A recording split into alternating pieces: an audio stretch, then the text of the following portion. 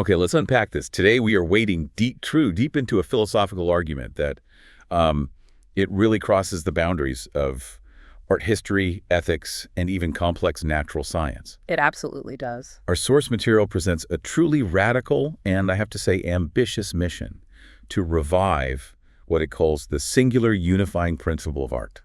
And the reason this revival is supposedly necessary is, well, it's startlingly clear when you lay it out. The core premise we're working with is that the modern world, and especially the institutional art world, has completely lost the capacity to distinguish genuine art, art with a capital A, a disciplined practice, Right. from essentially any human activity that provides some kind of momentary pleasure or a subjective experience. So we've just generalized the aesthetic completely. Completely. We've confused our subjective feelings with objective standards, and that's the core of the problem. So if I'm getting this opening argument right, we're trying to move past the common modern definition of artistic practice, which seems to have become either anything that feels good or anything that produces a cultural artifact. Yes, exactly. We need a way to draw a clear line between activities like, I don't know, arranging flowers nicely in a vase versus, say, composing a symphony. Precisely. We are following a really rigorous philosophical reconstruction here, and it challenges this pervasive blurring. Our whole mission today is to define art not as some flexible cultural category, but as a normative science. A normative science. Yeah, a practical science concerned with values that intrinsically merges beauty with truth and freedom with necessity. This single principle, the source argues, existed long before modernity just shattered it into 1,000 self-referential theories. And crucially, this isn't based on theories of beauty or subjective pleasure, which is what I think we all typically associate with aesthetics. No. It anchors itself much higher. Yeah. Specifically, in Aristotle's concept of the higher pleasure, which is the deep, sustaining satisfaction you get from the act of making reason itself manifest. That's the critical distinction. Because if our focus is not on this pursuit of reason, what happens? We get what the source calls the modern catastrophe. Exactly. The landscape becomes driven by this pervasive experientialism. It's all about transient subjective feelings, which naturally leads to a proliferation of things the source just dismisses as cultural artifacts or, even more strongly, outright anti-art. And this is where that argument about AI comes in, which I found fascinating. Yeah. Because if art is merely conceptual or symbolic or just experiential, It's ripe for automation. just a set of instructions. Exactly. I mean, look at the hyper-conceptual, symbolically driven works that command these massive prices today. They're perfectly suited, both intellectually and mechanically, for creation by AI. And that's because they lack the necessary immateriality and the ethical complexity inherent in genuine artistic works. So they're just products. They're products of efficient cause, not the pursuit of reason. That raises a really fundamental and I think immediate question for anyone trying to grapple with the modern world. If, as a lot of philosophers claim, every single human activity, from organizing your closet to watching a sunset, is fundamentally aesthetic, then what specifically is the distinct purpose and the discipline of art? Right. If everything is aesthetic, then art is nothing. It loses all meaning. And that leads us to the second massive implication of this dive. Why does understanding this reconstructed principle make the entire field of theoretical aesthetics, well, redundant? That's a huge claim. It's a massive claim. The argument is that by restoring art to its status as a normative science, we move beyond the need for endless, self-defeating theorizing about taste and style. We stop arguing about what we like and we start analyzing why the artwork exists and what it is for the sake of. Okay, let's start with that erosion of definition then. The source material points out how recent scholarship tries to nominate activities like, I think it mentions gardening, horse riding, even hair braiding, as full-fledged aesthetic practices. Mm-hmm. And I can see the logic, intuitively. You're shaping something, you're perfecting its appearance, you're crafting an experience. But why is that generalization so philosophically devastating to this principle of art? The devastating effect is dilution. It's dilution through generalization. If we accept that any experience is fundamentally aesthetic, which, is true, we're constantly perceiving and judging qualia, these qualities. Sure, all the time. Then equating any active experience with art just. Right. It waters down the concept so thoroughly that it completely obscures its real unique relationship to the ontological purpose. So it's not as a special category anymore. It's not. Art, as defined by this principle, it has to be understood as a discipline. It has internal, rigorous standards.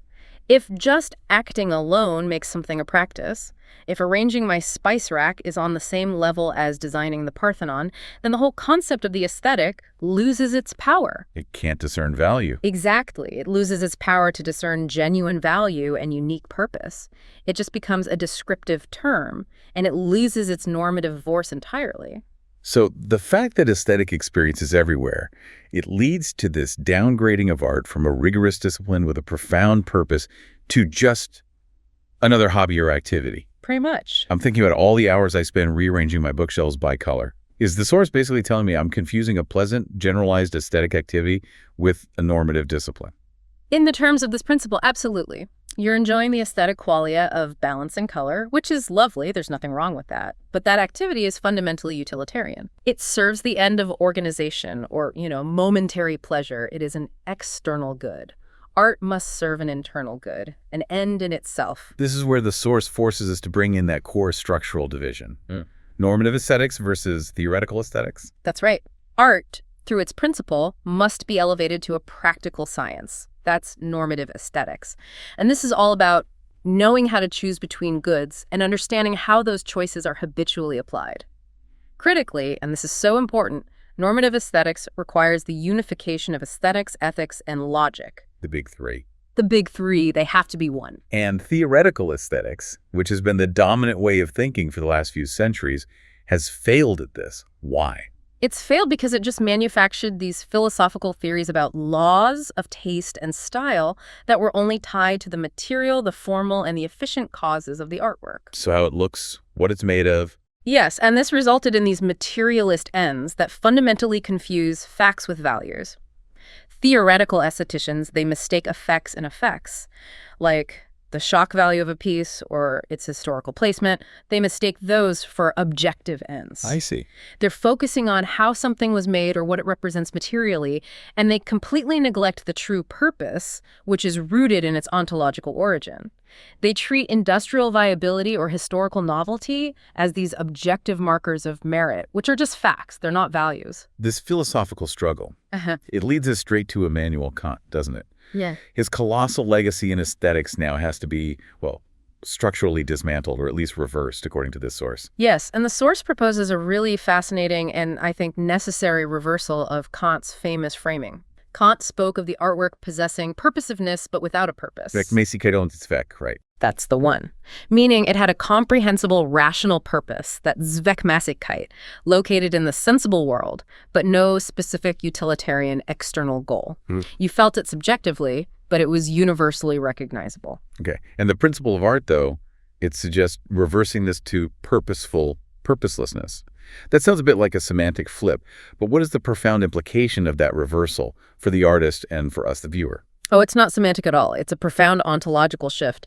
The artwork under this principle is conceived not just as an object reflecting a rational purpose that we perceive in the world, right, but as an ideal object located in reason itself, from which particular objective art objects then arise. Okay, so instead of the artwork having the quality of purposiveness, that is, without a practical purpose, it has an actual purpose, reason, but it's purposeless in that it doesn't serve any lower utilitarian or biological ends. Precisely. It is an end in itself, an internal good.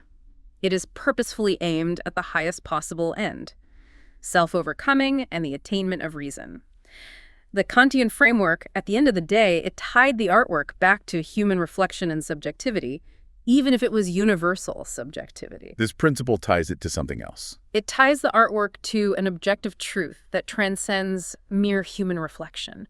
It's self-validating. Which brings us back to that core failure of modernity. Oh, yeah. Not being able to tell the difference between art and the general aesthetic. Yeah. It sounds like a lot of theorists just stop at recognizing certain qualities and then mistake those for the principle itself. That's the confusion in a nutshell.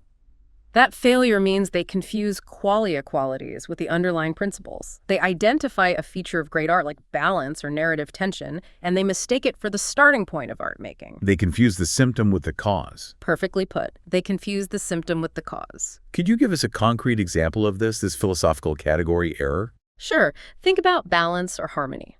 They are beautiful features of any great artwork, whether it's a sculpture or a sonnet. right? Yes. But the source stresses we don't begin with the concept of balance to make art. We begin with the work's idea, its essence, which is bound to the principle. Balance is a feature that proceeds from its principle. It is not the principle itself. Confusing the two degrades art both as a rigorous discipline and as a profound phenomenological experience. Okay, let's pivot for a second to the natural world. If gestalts, those satisfying part-whole phenomena, like suddenly seeing a recognizable shape and a pattern, if they occur naturally, and if animals like the bowerbird or various primates have these complex aesthetic sensibilities, what makes human engagement with the aesthetic fundamentally different under this principle? That's a great question. They're autopoietically generated in nature. They happen automatically. And animals certainly have an aesthetic sensibility. The bowerbird builds its intricate nest according to a genetically encoded complex patterning behavior. But it's just an instinct. Oh, it is.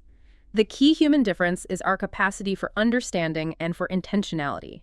We are defined as metaphorical creatures. What does that mean to be a metaphorical creature in this specific context? It means our intuitive, metaphoric sensibility is what allows us to expand the imagination and progress toward reason.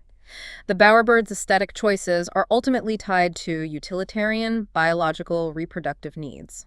Humans, through art, can take that basic aesthetic perception and leverage it toward an intellectual intuition of reason. I see. Art provides the highest access to understanding what these part-whole phenomena actually mean for a distinctly human reality, moving us toward a higher level of conscious purpose. So the bowerbird is operating on a lower, generalized aesthetic based on vital biological values, whereas humans are capable of applying this aesthetic lens toward discovering universal truths. Exactly. And this inability to distinguish those two levels leads directly to the modern confusion between genuine art and mere utilitarian artifacts. Art, because it has ends in itself, is an internal good. Cultural artifacts have culturally predetermined utilitarian ends. They serve a purpose external to the object, like decoration, commercial value, or social signaling. And this modern self-legitimating notion of self-creation, this idea that the artist's subjective experience or ego is the ultimate value of the art, that must be the philosophical antagonist to this whole principle. It is the absolute antithesis of the principle's demand for self-overcoming. The source identifies self-creation as just reductively empiricist and experientialist. It ties the whole artistic endeavor to lower-order utilitarian and biological values, what the philosopher Max Scheler called vital values. So it's self-indulgence. It's an exercise in self-indulgence and ego. True art, bound to the principle of art, requires self-overcoming, rising above these lower vital values to achieve genuine self-actualization through the disciplined pursuit of objective reason. To find the solution to this modern crisis, then, we have to go back. We have to anchor ourselves in ancient thought, specifically in Aristotle's natural science. How does a framework for understanding nature provide the grounding for a principle of art? Well, we find the principle in Aristotle's fundamental definition of nature itself. He defined nature as an internal principle of change and rest. And this distinction between internal and external causation, it's the bedrock of the whole argument. Okay. Natural objects, a tree, a person, a creature, they move and stop by themselves. They possess an internal autonomous drive. Artifacts, like a shovel or a clock, do not. They need an external force to initiate change. So the source is arguing that art, the genuine artwork, must possess that same autonomy. It has to operate like an organism, a concept the source borrows from Schelling. And that's an ontological characterization. It's not just a casual analogy.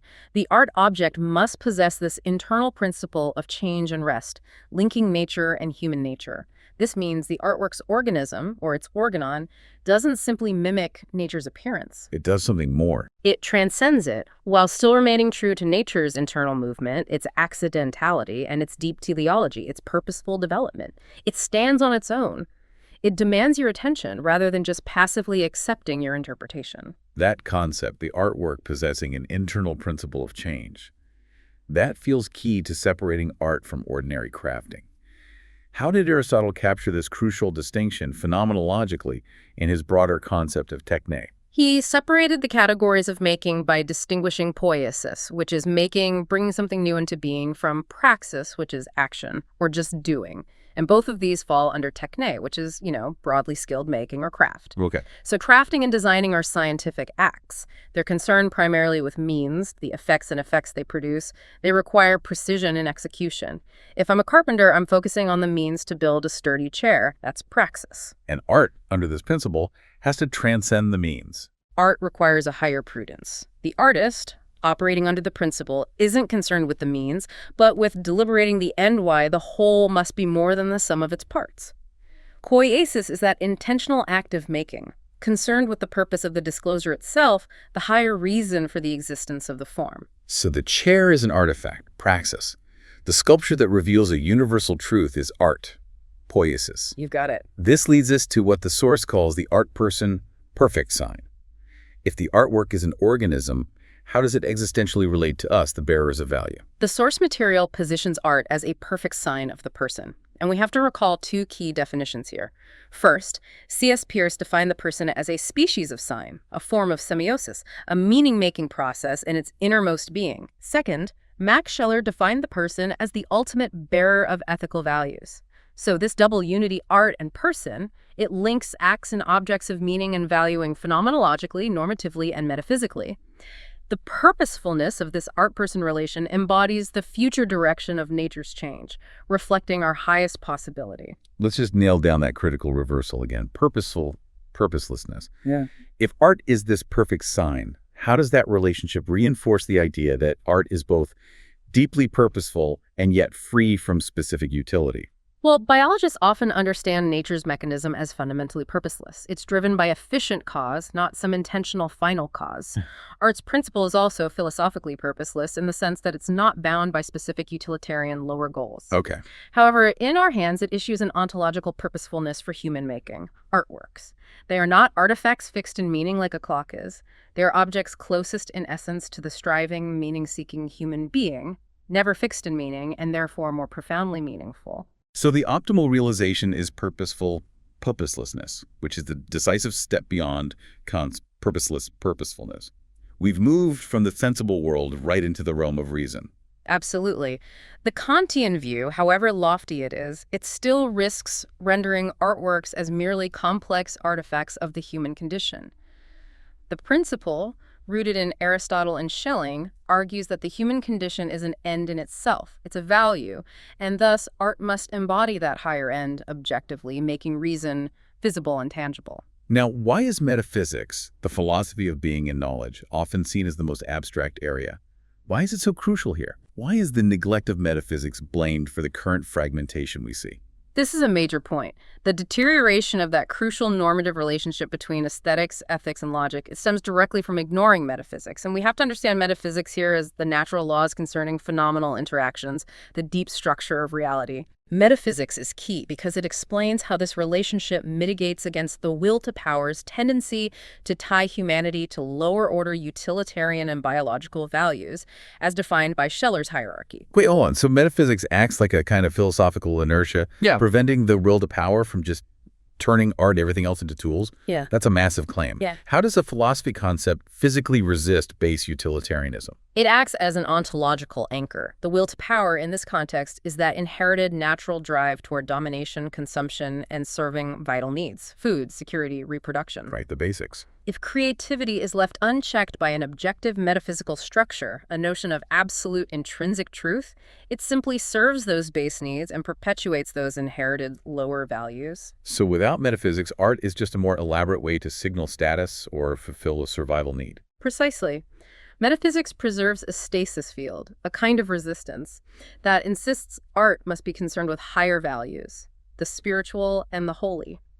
It resists the transformation of art toward domination or market commodification, allowing art to serve as a force for self-overcoming. It compels us to find truth, not just utility. If art has this high ontological purpose, then what does it actually do in the realm of human experience? What is its propositional end? Its propositional end is fundamentally ethical and existential. According to Peirce, art's core inquiry is only meaningful if its propositions are applicable to human conduct and self-control. The artwork's purpose is to propositionally steer our habitual disposition in an ontological direction toward reason and self-actualization. I see. This is what distinguishes art as one of the practical sciences, cultivating knowing how to choose between goods. It embodies the future direction of nature's change, guiding humanity toward its ideal personhood. We've established that human uniqueness lies in our capacity as metaphorical creatures moving toward reason, guided by metaphysics. Now we have to dive into how we make meaning, pitting metaphor against symbol, which the source identifies as the critical philosophical split that defines the modern artistic crisis. Right. The modern philosophical shift conflated symbol with metaphor, and this forced our intuition to be only in history, as Schelling put it, and that constrains our imaginative reach. This narrowed our focus to the factual and the conceptual reality, leading to a loss of art's metaphoric reason and, critically, favoring symbolic capital over genuine content. Okay, let's define the difference with absolute clarity, because this seems to be where we separate genuine poetic discourse from just speculative or commercial discourse. Consider the orientation, the direction of movement. The symbol draws the particular into the universal. It is inherently two-dimensional. It takes a fragment of meaning, like a company logo, a political flag, or a conceptual image of wealth, and it universalizes it. So it flattens it. It does. This constrains the imagination. It leads to opacity and a fixation on materiality. The symbol represents meaning. It doesn't disclose it. And metaphor, proper, it must operate in the opposite direction. It does. Metaphor draws the universal into the particular. It is multidimensional. And it expresses the person's embodiment in a world. It discloses complex, implicit dynamics transparently, focusing on possibility and depth. A metaphor is not a fixed sign. It has an inbuilt purpose.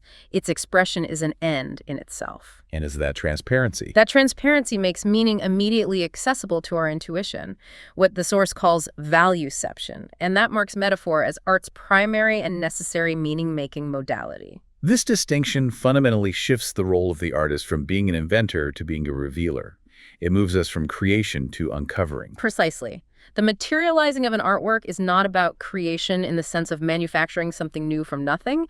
It is about uncovering or discovering life, finding the inherent truth that already exists in the subject's potential and making it manifest. Therefore, art's immateriality, its becoming, its process metaphysics, the striving toward the form, is far more significant than its materiality, its final physical being or form. To understand the object's form, then, we need to grasp Aristotle's core concepts of form, eidos, and matter, Heil. The source insists these have to be understood as inseparable. Yes, and the classic analogy is the wax and the impression made upon it. The eidos form is the impression. The Heil matter is the wax. They are ontologically bound.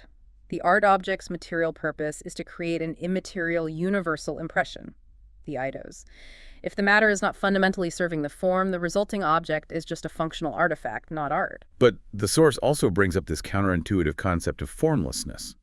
If the whole pursuit is form, why is non-form equally important? Well, in both art and nature, diversity and accidentality respond to boundary conditions, the necessary limits that define possibility. Formlessness is the limit, the chaos, the accidental aspect that the form must overcome. Since the human body as an organism is a clear physical limitation on our potential, spirit becomes the only passage to reason. Reasonableness, or the highest aspirational meaning value, then manifests as wholeness, which etymologically comes from holy. Art must reveal this tension between the physical limit and the spiritual striving toward the universal form. So if the form must overcome the formlessness of accidentality, then the concept of wholeness, the integrity of all the parts working toward that singular purpose, that becomes the critical feature of the principle. It is the manifestation of reason. The action of the artwork's parts must cohere propositionally in purpose. If art is conceived as an organism, its purposefulness, like the person's, is bound by this part-whole relationship, ensuring its highest intentionality concerns the person's ethical and spiritual progress, not just momentary sensory gratification. Let's apply this framework, then, to the case of modern anti-art, using the examples of these hyper-conceptual artists who rely almost entirely on symbol. Okay.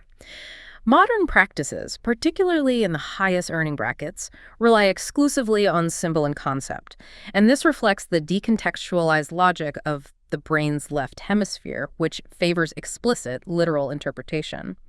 When high-earning artists like Jeff Koons or Damien Hirst create these conceptual materializations, think of Koons' massive balloon dog. Right. They are pursuing what the source calls efficient cause. Meaning they're focused on the mechanism of production and maximizing market value, not metaphysical truth. Exactly. They design and craft objects that lack any meaningful elucidation on reality. They often outsource the work to fabricators, essentially engaging in a trade in reputations and commercial viability. The goal is conceptual fixation, not disclosure. But couldn't one argue that disruption is a meaningful elucidation on reality? If Koons forces us to question what we value in the marketplace, isn't that a form of ethical proposition, even if it's a cynical one? That is the common defense, but the principle requires transparency of meaning, not just provocation. The resulting imagism of conceptual art ties reason to explicit meaning, because the gestalt of the balloon dog only mimics a general, low-level aesthetic sensibility. It's shiny, it's colorful, it's familiar, it's processed subjectively. All right. It drives any implicit meaning into explicitness because it requires an external philosophical explanation, a concept, to function. It is opaque to the principle, not transparently revealing a higher value.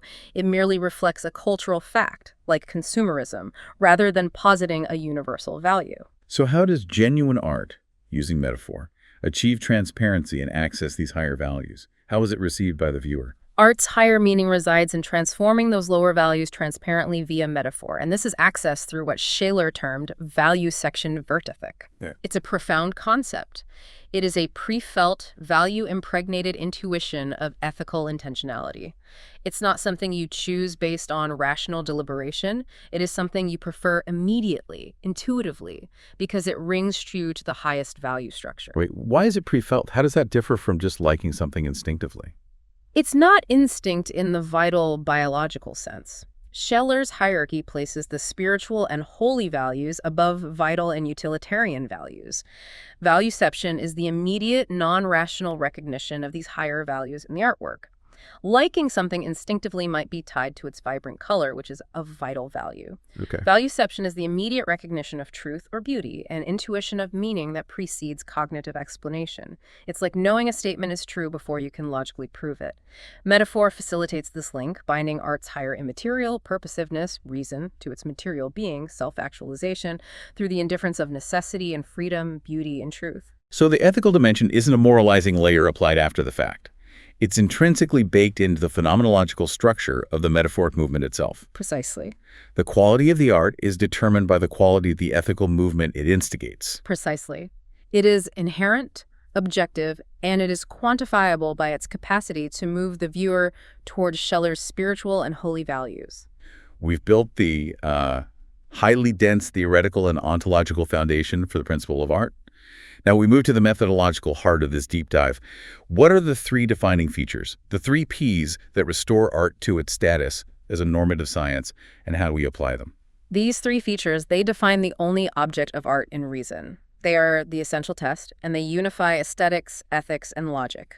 First, phenomenological object experience. Okay. This demands essential intuiting, meaning the viewer's experience must be completely unmediated by symbol or pre-existing concept.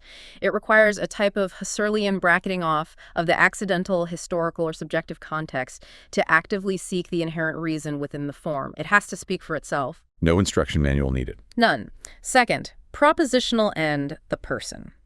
The artwork must be self-actualizing, directed at human conduct, and must question our nature and our place in the cosmos. It has to be meaningful to the person as the ultimate bearer of ethical values, engaging us in self-overcoming. And a third. Third, purpose, reason. This is the merger of beauty with truth and necessity with freedom. This ultimate purpose is achieved only through transforming lower-order values, vital, utilitarian upward, along Scheller's hierarchy toward the spiritual or the holy. The principle seems to be defined by what it must overcome: accidentality, arbitrary symbols, and the pull of lower biological or commercial values. Correct. And central to this very difficult task is the concept of limitation, which the source material insists paradoxically ensures freedom. The principle dictates that any real artwork is not just a product, but is about life's essence, or spirit. To achieve this universality, scientific sequential limitations, particularity, identity, unity, are placed on the art form. And these are imaginatively liberating. That's the claim. That feels like a contradiction, though.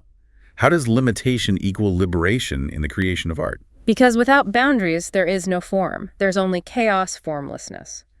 By imposing strict limits, like the boundaries of a specific medium, subject matter, or emotional tenor, the artist is forced to use metaphor to draw the universal truth into that tight particularity. Ah, I see. If the subject is too broad, the result is just symbolic and diffuse. If the subject is tightly controlled, the metaphoric tension becomes highly focused, liberating the universal truth contained within. Can you elaborate on the importance of the subject matter here, specifically in relation to the person? Since the art-person relation is essential, artworks are only meaningful if their propositions address human conduct and self-control. This requires the metaphorical universalizing of any proper subject's essence. The subject must be inherently capable of carrying that ontological weight and revealing human striving toward reason. So some subjects are inherently more capable of that universalizing action than others. Yes. The limitation example given is very clear. It is much easier to produce transparent, profound, metaphoric meaning in a human portrait than in a landscape or a dog portrait. Why is that? Because the human subject already brings history with it, offering a degree of inherent moral objectivity and complexity. It allows the artist to draw realistic universalities into that particularity far more easily than trying to conquer the dominating accidentality of nature in a landscape, which often just results in mere representation or low-order subjective sentimentality. This structure gives us a really strict high-bar test. Let's take the provided example of contemporary non-art. Urs Fischer's Big Clay, #4, that giant steel fabrication resembling human feces installed in Florence. By modern standards, it's provocative, it's famous. How does the principle analyze this cultural artifact? We assess its adherence to the 3 Ps, looking critically for metaphoric versus symbolic self-structuring. And the conclusion by the principle standards is that it fails all 3. Okay, let's go through them one by one. First, phenomenology. Does this object force us to seek reason, unmediated by symbol? The analysis says definitively no. It leads us to question perception. Is it facies? Is it satire? What does it look like? What is the artist protesting? It does not lead us to reason. It invites reflective interpretation of its material content and its context in Florence. And that's theoretical aesthetics. That is exactly what theoretical aesthetics is concerned with. It is opaque. It does not transparently disclose a higher meaning. And second, proposition. Is there a transparent tension between literal and metaphorical interpretation applicable to human conduct? Again, no. Its intentionality is opaque. We can only guess at its purposelessness. We are left contemplating its explicit materiality and the artist's theoretical explanation, not an implicit higher-order resolution of the real and the ideal. So if it needs that explanation, If its purpose relies on an overlaid theoretical explanation, like being a protest against commodity culture, it's purely symbolic and mediated by concept. Yeah. That disqualifies it as a true phenomenological object. The viewer needs an instruction manual to understand it. And finally, third, purpose. Does it seek the indifference between beauty and truth, or necessity and freedom, by drawing the universal into the particular? There's no evidence of proper metaphoric movement. The conclusion is that the object is non-art, a cultural artifact. Its purpose is tied to lower-order vital values, potentially an abstraction of human biology, or the utilitarian value of shock and social signaling. The source notes that such subject matter is unsuitable propositional material for art, as it merely returns to a schematic representation and does not manifest ethical phenomenology. So it doesn't guide human conduct. It doesn't guide human conduct towards self-overcoming. That is a harsh, but I suppose necessary judgment, distinguishing the object purely by its internal science of meaning-making, not by its fame or its commercial success. And that framework allows us to move beyond the binary of art versus non-art, to discern quality, good, bad, and great art. And quality is assessed by the transparency of meaning. How exactly do we measure that movement toward reason that determines quality? Quality depends entirely on the quality of ethical intentionality, the metaphoric movement towards Schiller's higher spiritual and holy values. Good art elevates ordinary experience to a phenomenological experience without symbolic mediation. It achieves what's called real secondness in Peircean terms. Okay, we need to slow down on Peirce's concept of semiosis here. What is real secondness in this context, and how does it relate to a viewer? Peirce's semiosis describes the process of meaning realization, how a sign generates understanding. You can think of it like a three-step discovery. Firstness is the potential, the intuition.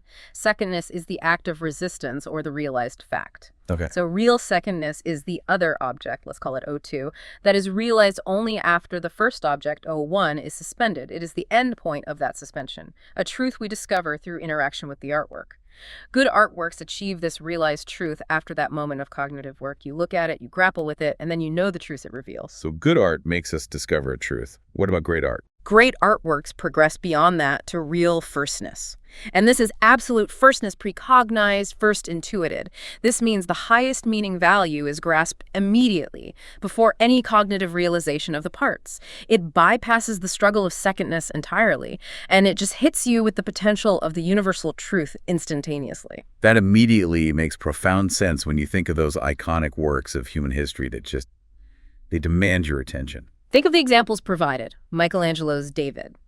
We feel the tension, the possibility of the attack on Goliath, in every muscle, every sinew, in that suspended moment. The ethical proposition courage in the face of insurmountable odds is grasped immediately. The meaning is pre-felt. Or Jacques-Louis David's The Death of Marat. The released pen, the geometry, the light, it all invokes hope for the Republic. Exactly. These works achieve a truth that transcends the historical facts of the image. They achieve real firstness through the masterful use of metaphoric tension, embodying the person's ethical struggle transparently. The difference is profound. Good art reveals a second object we then understand. Great art hits us with an absolute firstness we intuit before we understand the mechanism. And this capacity to transform values upwards, drawing universality into the particular via metaphor, is precisely why art, as a normative science, can't be reduced to simple formulas or reproduced meaningfully by AI. It's why it's a human endeavor. This has been a true deep dive into the normative science of art. To recap then, the principle of art is ahistorical, ontological, and teleological. It restores art to the status of a normative science, a complexity science, by unifying aesthetics, ethics, and logic, and it forces us far beyond the subjective theories of pleasure and taste that have dominated the last few centuries. And this framework offers the essential objectivity that's required to distinguish genuine artistic practice, which aims for reason and self-overcoming from the generalized aesthetic activities and cultural artifacts that proliferate in the modern art world. It reorients our focus towards the intrinsic worth and higher purpose reason instead of mere effects, or material viability. So why does understanding this specific, rigorous principle matter to you, the learner, in your everyday intellectual life, beyond the gallery wall? Well, reviving this principle reorients our entire cultural habitus, our habitual way of thinking and acting. It is about cultivating the higher pleasure, Aristotle's pleasure of making reason in all disciplines, whether you're managing a team, designing a city, or teaching a class. Right. It gives you the capacity to habitually distinguish genuine internal goods things with ends in themselves from utilitarian external goods in any endeavor. It trains your valueception to seek transparency and objective truth rather than just subjective agreement or momentary pleasure. This is clearly much more than just an aesthetic concern. It's an ethical and civilizational mandate. Absolutely. The modern decline of art into experiential consumerism, which is driven by the pursuit of symbolic capital, directly reflects the decline of humanism into mechanism. When we lose the ability to apply this principle, we lose our capacity for proper metaphoric reasoning, which relies on the unity of the person with art. And that loss has consequences. It allows for the political and social fragmentation we see today, where arbitrary symbols and lowest order values gain prominence, because there is no metaphysical anchor to resist them. So what's the final provocative thought we should leave the listener with, connecting this dense philosophical history to our collective human future? Art represents our highest form of mythologizing reality. And given that mythology, in its deepest sense, shapes everything, our identity, our values, our societal structure, the loss of the principle of art and the decline of transparent, universalizing metaphor is an existential threat. The revival of this principle, restoring our capacity to make meaning through proper, multidimensional metaphor, may not just be about saving the arts.